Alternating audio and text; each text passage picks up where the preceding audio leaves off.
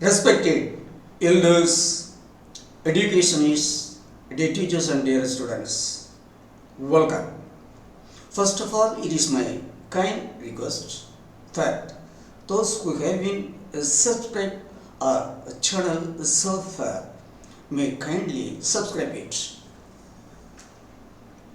Respected elders, educationists, dear teachers and dear students, in this class we are going to see the important messages of 5 couplets under the heading, under the chapter 18, not coveting. This under the chapter 18 heading, having the head, not coveting, that is not depriving the belonging of others, that we are going to see. The 5 couplets are beautiful couplets, large, very large, immense things, immense things are mingled in these 5 couplets. Come, let us see, what are they?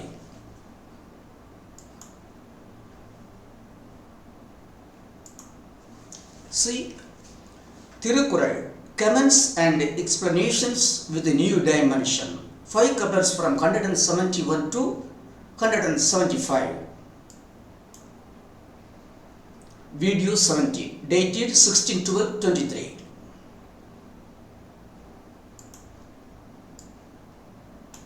Virtue, chapter 18, domestic virtue, not coveting, that is not depriving things belonging to others. Let us see the 171st couplet. Coveting others' property, departing from equity, would ruin the home and invite disgrace, sans disparity. That is, again, coveting others' property, departing from equity, would ruin the home and invite disgrace, sans disparity. What is the message of this couplet? What is the core idea, core message of this couplet? That is,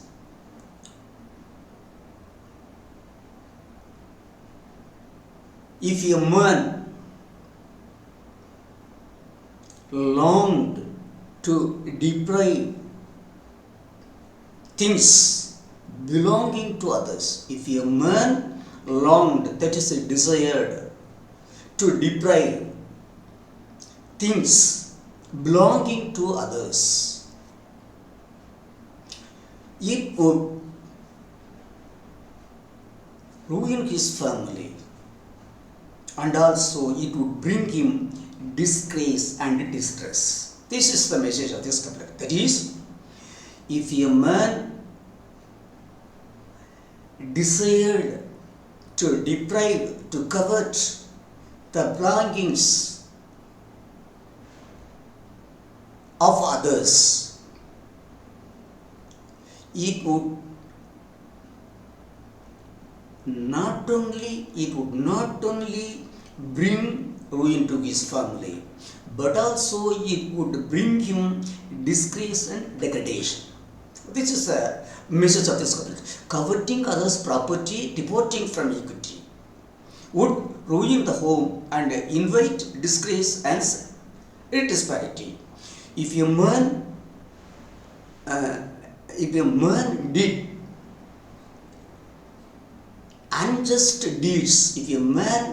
unjust deeds, to deprive the belonging of others, it would ruin his family and also it would bring him disgrace and distress. Continue. If a man coveted others' property by wicked means, it would not only ruin his family, but also bring him disgrace and degradation. This is the message.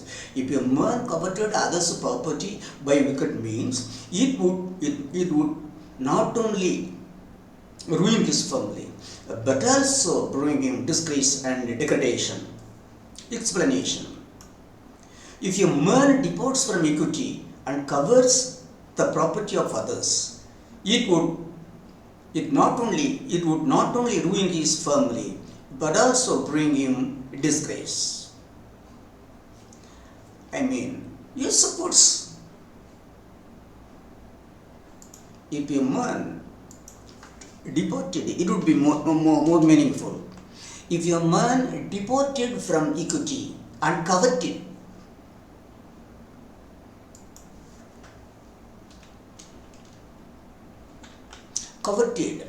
the property of others, it would not only ruin his family but also bring him a disgrace and degradation. That is, if a man desired for others' property and coveted it by wicked means, it would ruin his family and also bring him distress and damage. It would bring him distress and damage. Only those who do not fear vice and disgrace covet others' property by crooked ways. That is, only those who do not fear vice and disgrace covet others' property by wicked means, by crooked ways.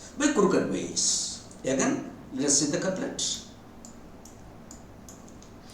Coveting others' property, deporting from equity would ruin their home and invite disgrace, sons and disparity. That is, if a man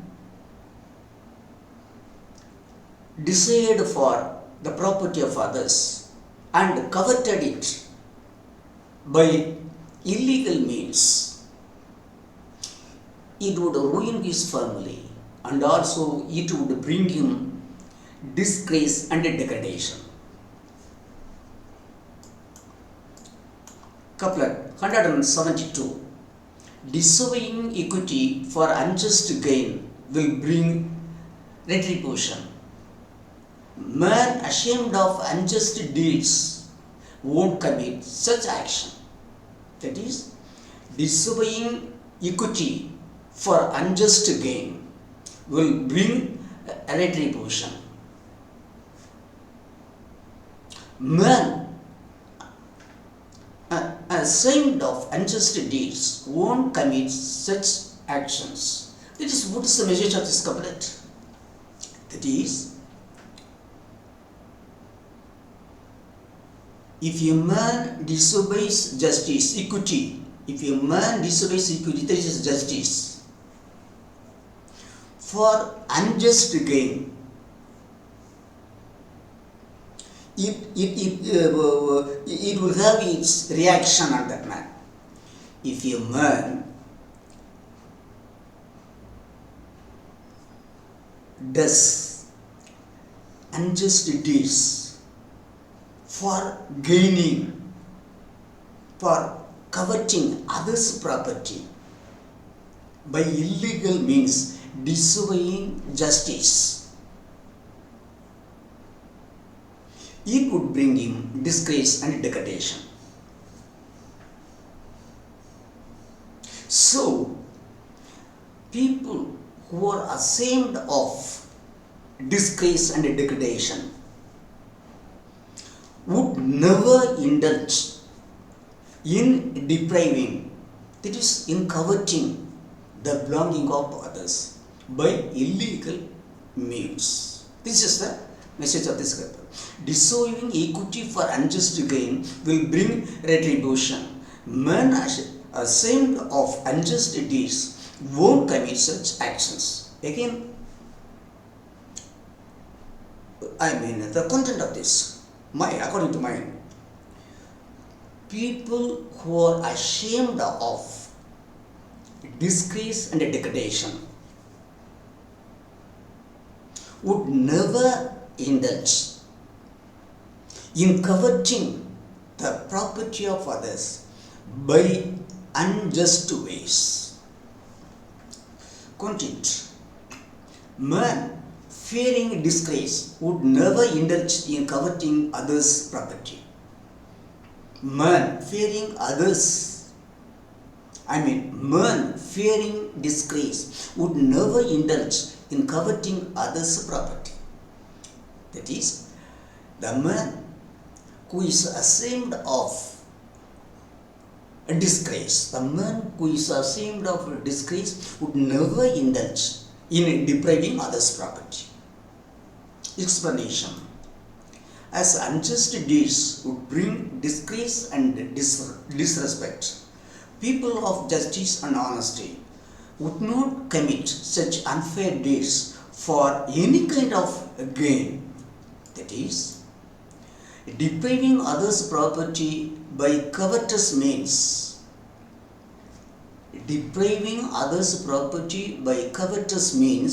Disobeying equity and virtue would bring disgrace and distress. So, virtuous people would never indulge in the disgraceful act of depriving others' belongings. Disgraceful deed would bring only disgrace. Coveting others' property is the worst disgrace. Hence, not desiring for others' belongings would earn merit and greatness. This is the core message of this couplet. Again, disobeying equity for unjust gain will bring retribution. Men ashamed of unjust deeds won't commit such action. That is, people who are ashamed of a disgrace would never, who are ashamed of unjust deeds would never indulge in depriving the belongings of others by illegal means. Now let us see the 173. The couplet 173. Let us see them. For unjust gain, no unjust deeds.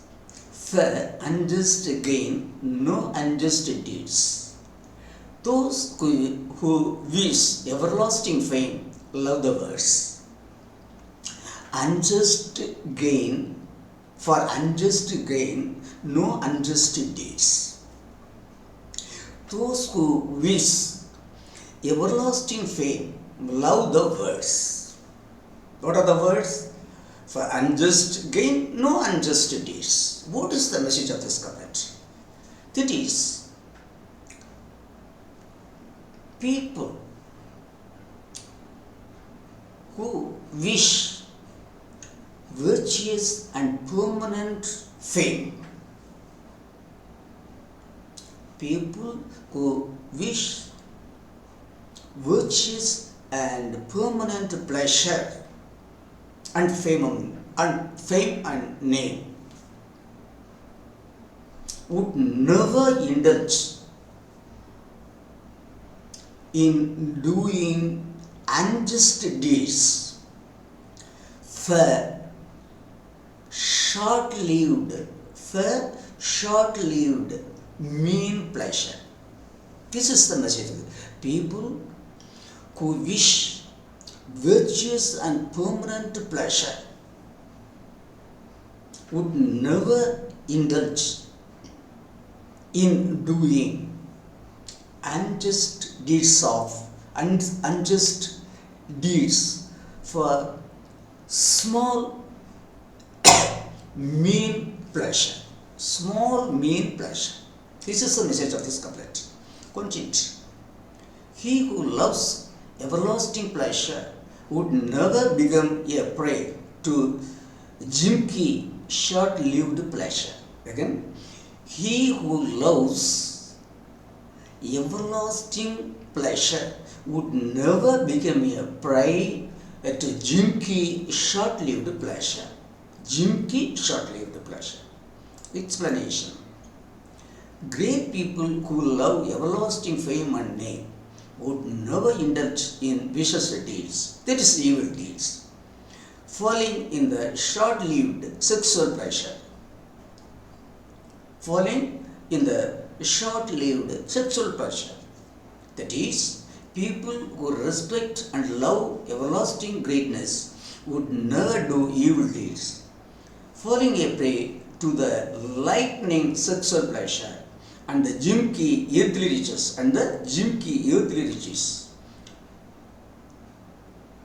That is, again, people who respect and love everlasting greatness would never do evil deeds, falling a prey to the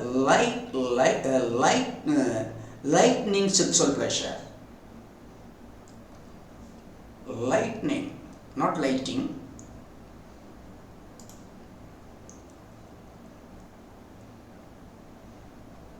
Lightning.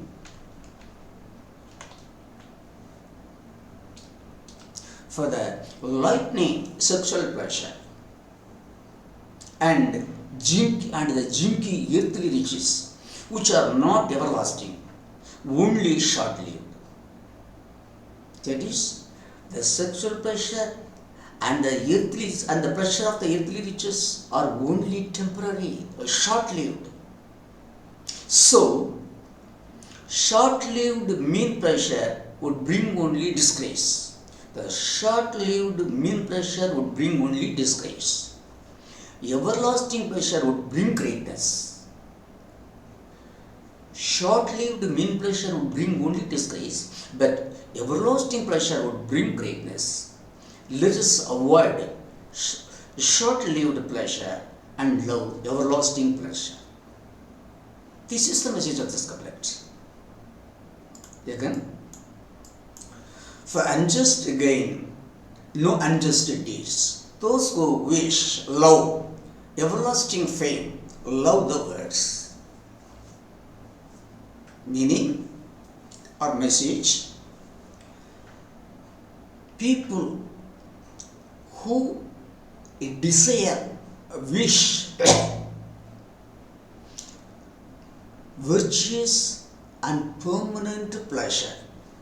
People who wish virtuous and permanent pleasure would never indulge in the deed of depriving others' belongings, in the deed of depriving others' belongings for short-lived pleasure.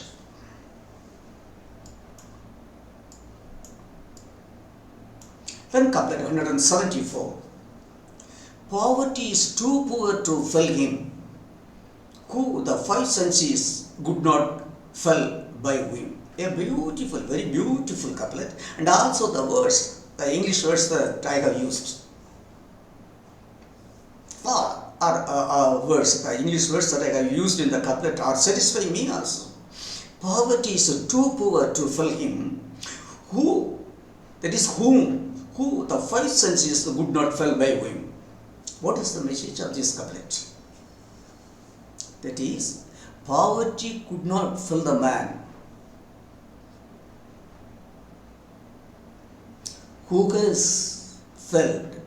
Poverty could not fill the man who has filled the unjust desires of the five senses. Poverty could not fill the man who has filled the undue desires of the five senses. This is that is, the man, the poverty could not fill the man who has already filled, that is overcome, who has already overcome the desires, the undue desires of his five senses. That is, if a man is capable of controlling the undue urges of the five senses, if a man is capable of controlling the undue urges of the five senses,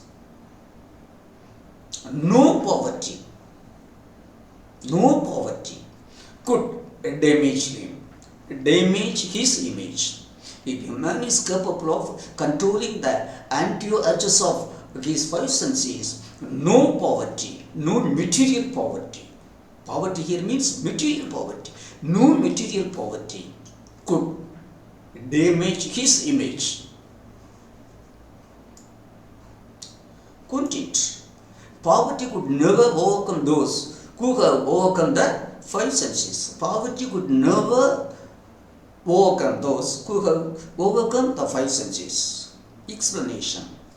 Poverty could not fill the man who has filled the undue desires of the five senses. That is, poverty could not induce the man who is capable of controlling his five senses to covet the property of others. Here, poverty could not induce the man to covet the property of others. What kind of man? Who is capable of controlling his five senses? Poverty could not fill the man who is capable of controlling his five senses to covet the property of others. That is, the man who has overcome the soldiers of the five senses. The man who has overcome the soldiers of the five senses. Here, soldiers means the undue desires of the five senses. Soldiers means desires. Undue desires. I have personified the undue desires as soldiers of the five senses here. That is, the man who has overcome the soldiers of the five senses would never desire to possess the possession of others. Right?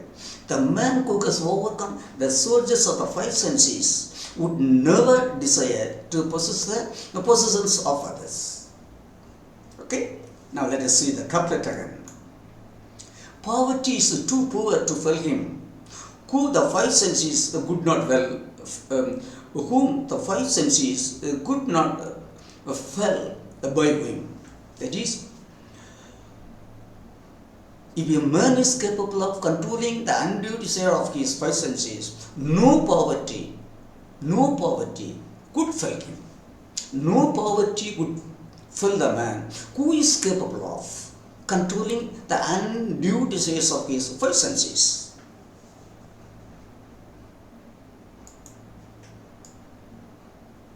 Then, couplet 175. If a man does uses the deeds to covet others' property, what is the use of the worldwide knowledge he has got? What is the message hidden in this couplet?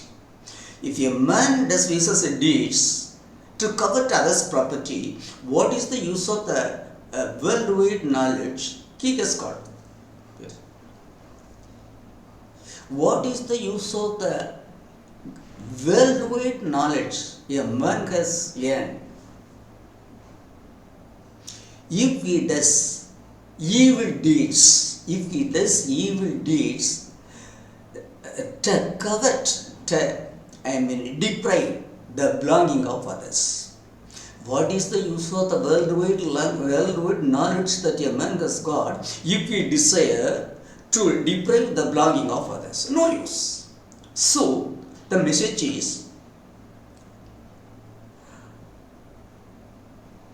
the worldwide knowledge that a man has earned would be having no value.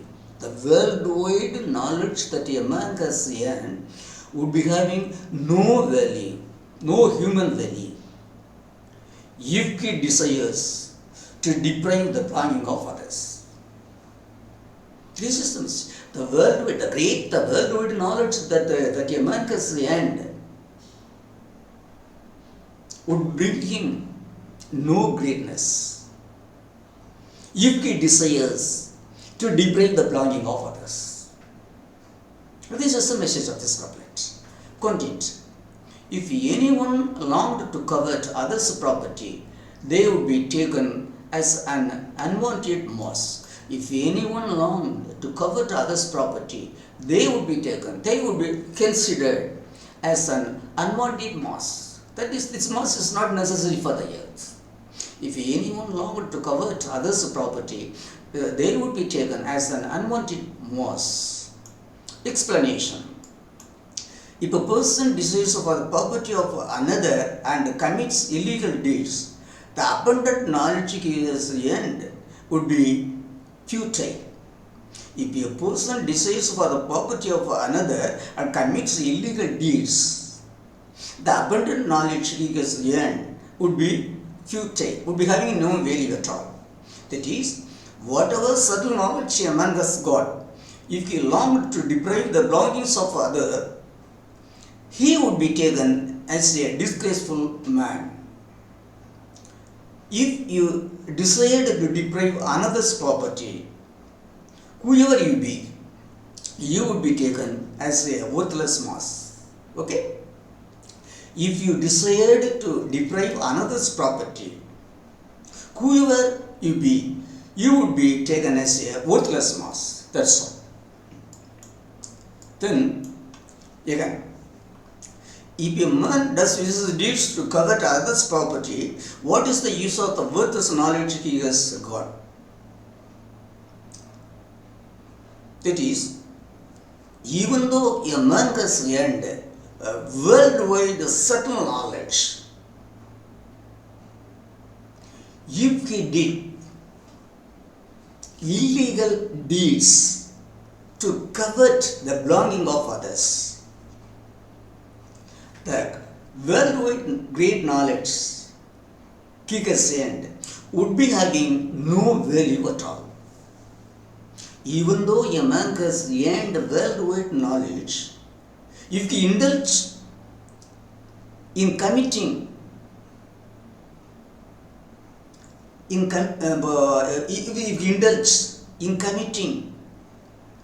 to deprive the belonging of others, his worldwide knowledge would be having no value at all. This is the couplet.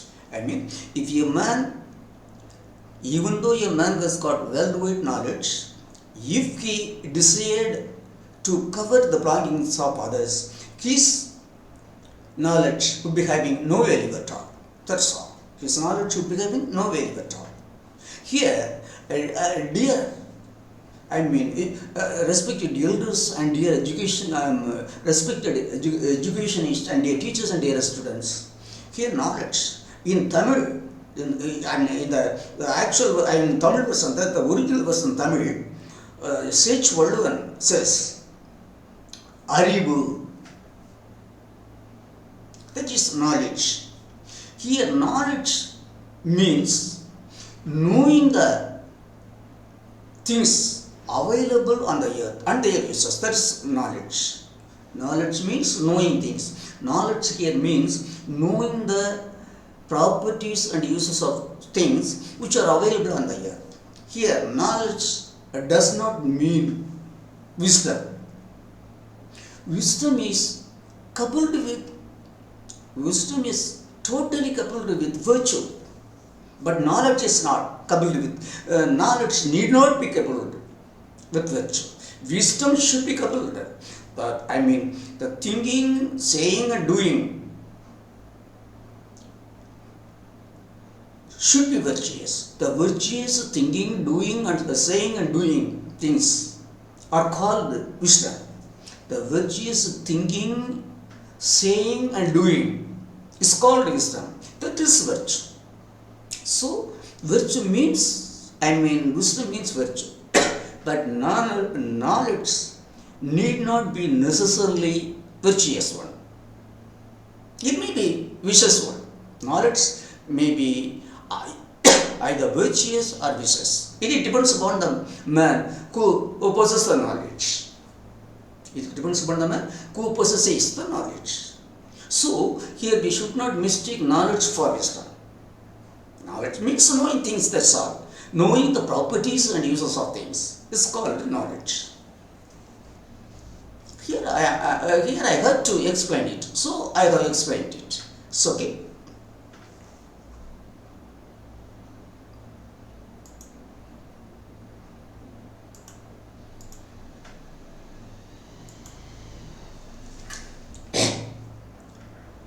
Respected elders, educationists, teachers and dear students. Thus, we have seen the message of this 5 couplets. under the chapter not coveting, not desiring for others, not depriving the belongings of others. So what Vallabhan says here, on no account should we long, should we desire to deprive, that is to covet the belonging of others. That is not virtue. Materially you may be rich or poor. Materially you may be wealthy or poor. That is immaterial. If you want to earn a permanent human value, if you want to earn a permanent human value, if you want to be respected on the earth, on no account you should long to covet the belonging of others by illegal means. So, the art of 5 couplets, beautiful couplets. Among the 5 couplets, you see, let us see the 170 couplets. Has attracted me very much. It says, if a man does vicious deeds to covet others' property, what is the use of the worldwide knowledge he has got? That is, if a man longs to longs to deprive the belongings of others, what is the use of the worldwide subtle knowledge he has gained? No use. Even though a man has earned worldwide subtle knowledge, if he desires to deprive the belonging of others, the knowledge that he has gained by his hard work will be having no value at all. This is the message of this couplet. If a man does vicious deeds to covet others' property, what is the use of the knowledge, worldwide knowledge he has gained? No use. See,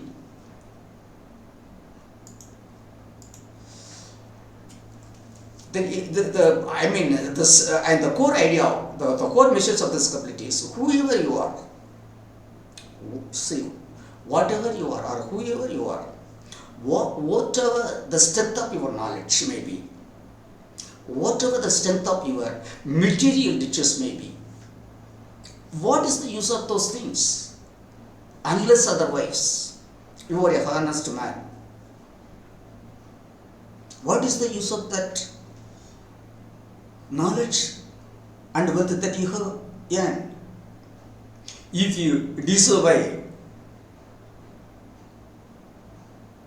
equity and deprive the belongings of others? No, nothing, no use. So, if you want a permanent value, if you want to earn a permanent value, on no account should we long to covet the belonging of others by any means. But this is the message of this, the chapter, not coveting. It is my kind request to my grandchildren, to my children, to my sisters and brothers, that is, live to be loved. Live to be loved by the very, by the society. Live to be loved by the society. Live for values. Live for human values. Don't live for the lightning appearing and disappearing, earthly riches. Live for permanent human values that would exist even after you. Don't try to live for the gimmicky, short-lived pleasure. and the gimmicky material riches which may appear and disappear. They are not permanent, but human values that you earn are permanent. That is why even at the time of speaking, we are talking about Lord Buddha, Socrates the Great, Lord Buddha the Great, Socrates the Great, Jesus the Great, Abraham Lincoln the Great, Gandhiji the Great. If you are talking about these people, they wished to earn human values. They loved human values and tried their best to earn human values. That is why even today we are talking about them. So, my dear elders and youngers, kindly think of it. Live for values. Don't live for gimmicky material riches. It's okay? Respected elders, educationists, dear teachers and dear students, I thank all of you for listening my classes regarding the 5 couplets under the heading not coveting. Till I meet you in the next class, I wish all of you a very nice and sweet time. Thank you.